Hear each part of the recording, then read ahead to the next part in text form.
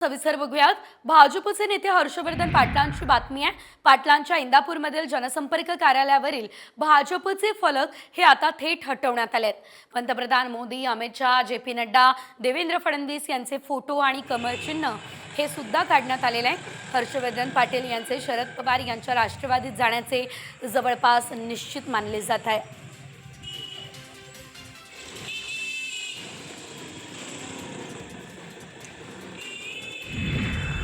तर दुसरीकडे हर्षवर्धन पाटलांच्या प्रवेशावर पवारांची सूचक प्रतिक्रिया बघायला मिळाली।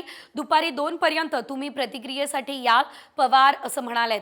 हर्षवर्धन पाटील आज तुतारी फुंकणार का हे बघणं आता महत्त्वाचं आहे।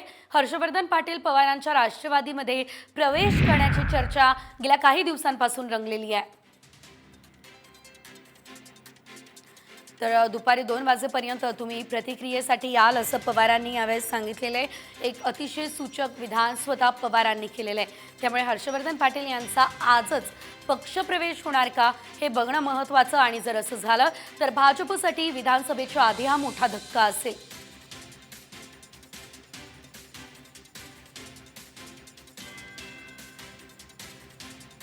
नाही आज दुपारी काय होतं बघा,